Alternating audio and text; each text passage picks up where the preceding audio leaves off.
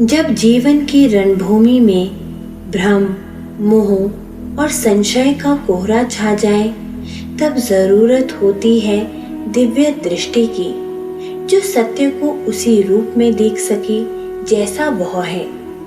यही वह क्षण है जहाँ श्री कृष्ण अर्जुन को केवल उपदेश नहीं देते, वे अनुभव कराते हैं। एक ऐसा अनुभव जो शब्दों से परे है, जो देखने भर से आत्मा को भीतर से बदल देता है।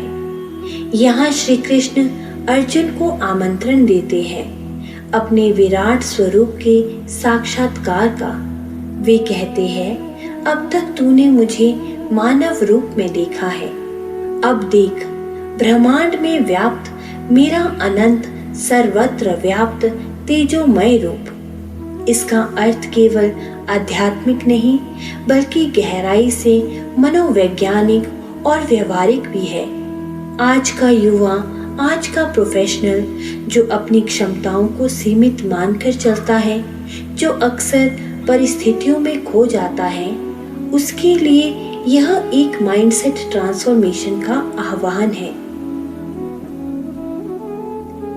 ये श्लोक हमें सिखाते हैं कि जब हम केवल इंद्रियों पर निर्भर होते हैं, तब हम सत्य का केवल एक अंश देख पाते हैं। लेकिन जब अंतरात्मा की दृष्टि जागृत होती है, तब हम अपने भीतर की विराटता को पहचानने लगते हैं। जैसे किसी को साधारण चश्मे से दूर का दृश्य धुंधला दिखे और अचानक वह बाइनोक्यूलर से देखे, दृश्य वही है पर अनुभूति बदल जाती है। यही अंतर है सांसारिक दृष्टि और दिव्य दृष्टि में। यह अनुभूति हमें सिखाती है कि जीवन की चुनौतियां छोटी हो जाती हैं जब हमारा दृष्टिकोण बड़ा होता है। इहैकस्थं जगत्कृत्स्नं पश्याद्य सचराचरं मम देहे गुडाकेश यच्चान्यत् द्रष्टुमिच्छसि। हे गुडाकेश, अब तू मेरे इस एक शरीर में संपूर्ण संसार को, चल और अचल को तथा वह सब भी जिसे तू देखना चाहता है, एक ही स्थान पर देख। यहाँ भगवान अर्जुन को दिव्य दृष्टि देने की पूर्ण भूमिका रचते हैं। इहैकस्थम यानी मेरे इस एक शरीर में। वह शरीर अब सीमित नहीं, बल्कि ब्रह्मांडीय चेतना का वाहक बन चुका है। चल और अचल यानी सब कुछ जो गति में है और जो स्थिर है, दोनों ही इस विराट देह में समाहित हैं। यह संकेत है कि परब्रह्म में सब कुछ अंतर्भूत है, समय, स्थान, पदार्थ, चेतना। यह श्लोक वेदांत की उस दृष्टि को दर्शाता है जहाँ जीव, जगत और ईश्वर तृतीय रूप में अलग नहीं, बल्कि एक अखंड सत्य है। अपनी सीमित दृष्टिकोण से ऊपर उठो। जब दृष्टि बदलती है तो संपूर्ण जगत भी एक दिव्य रूप में प्रकट होने लगता है। न तू मां शक्यसे द्रष्टुं नेनैव स्वचक्षुषा दिव्यं ददामि ते चक्षुः पश्य मे योगमेश्वरम्।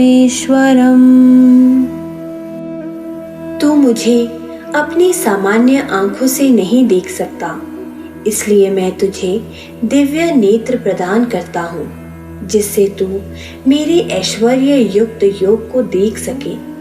यहाँ श्री कृष्ण कहते हैं कि विराट रूप को देखने के लिए केवल भौतिक इंद्रियां पर्याप्त नहीं है। स्वचक्षुषा यानी अपनी सांसारिक आंखों से नहीं, दिव्यम चक्षुः अर्थात उस दृष्टि की बात है जो आत्मा से जुड़ी है, जिसे केवल गुरु की कृपा, श्रद्धा और साधना से पाया जा सकता है। यह श्लोक अद्वैत वेदांत के उस सिद्धांत की ओर इशारा करता है, यथा दृष्टि ही तथा सृष्टि, यानी जैसी दृष्टि होगी वैसा ही जगत दिखाई देगा। जीवन के सत्य को देखने के लिए केवल आंखें नहीं, जागृत अंतःकरण और गुरु की कृपा चाहिए। संजय उवाच एवमुक्त्वा ततो राजन् महायोगेश्वरो हरि दर्शयामास पार्थाय परमं रूपमेश्वरम्। संजय बोले, हे राजन, ऐसा कहकर महायोगेश्वर हरि ने अर्जुन को अपना परम ऐश्वर्य युक्त रूप दिखाया। महायोगेश्वर शब्द स्वयं में दर्शाता है कि भगवान श्री कृष्ण योग की परम सिद्धि के स्वामी है।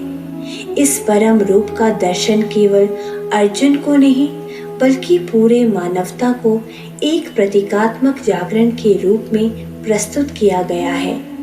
यह दृश्य केवल एक दृश्य नहीं बल्कि एक आध्यात्मिक जागरण का क्षण है, जहां अहंकार, भय और मोह सब तिरोहित हो जाते हैं। परम रूप का दर्शन तब होता है जब हम अपने भीतर के मैं को समर्पण में बदल देते हैं।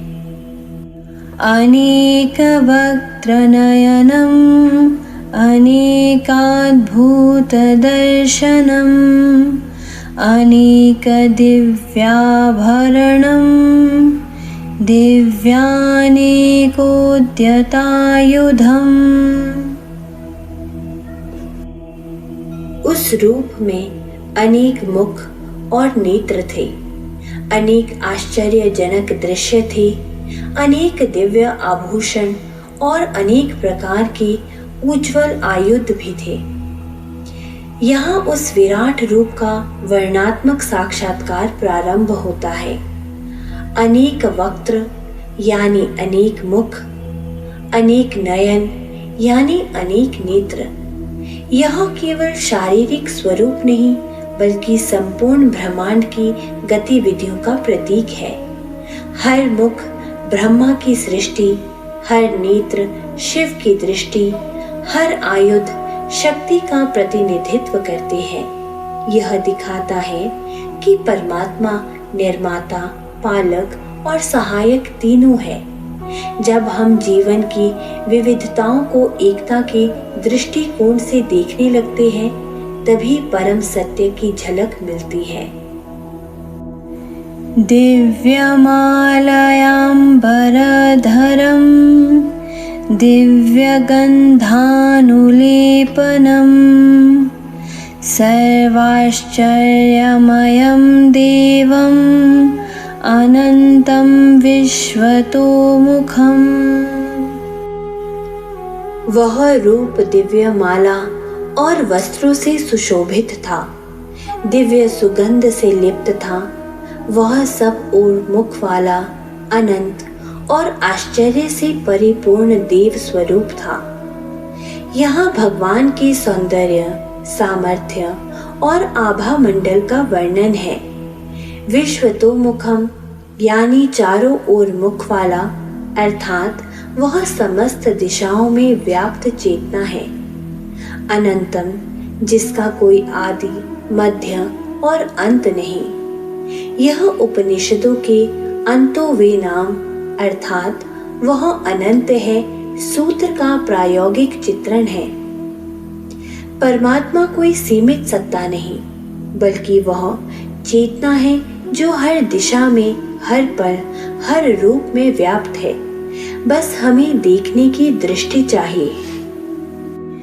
दिवि सूर्य सहस्रस्य भवेद्युगपद् उत्थिता यदि भासदृशी सा स्याद्भासस्तस्य महात्मनः।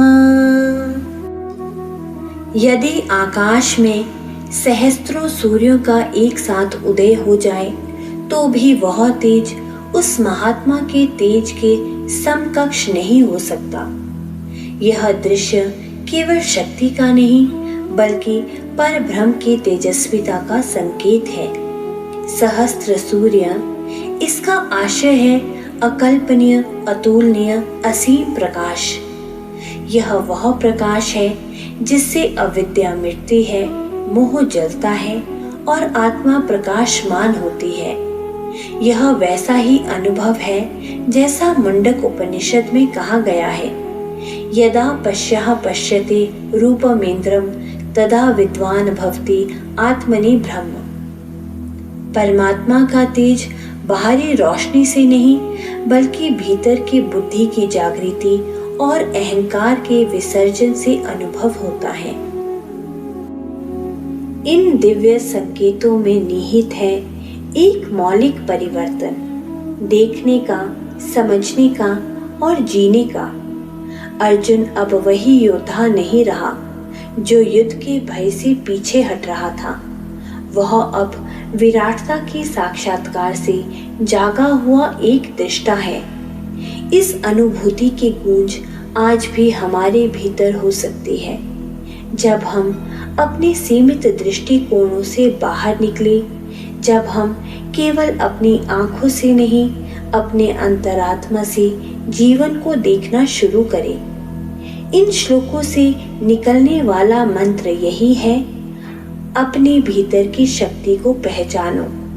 अपने गुरु से वह दृष्टि मांगो जो तुम्हें अपनी सीमाओं से परे दिखा सके और जीवन को मात्र एक संघर्ष नहीं बल्कि एक दिव्य अवसर की तरह देखो। आज का जीवन जितना जटिल हो चला है उतनी ही अधिक जरूरत है विराट दृष्टि की, जो तुम्हें खुद के भीतर छिपे अनंत को देखने दे। यही है सच्चा आत्मबोध और वही है भीतर के कृष्ण से साक्षात्कार।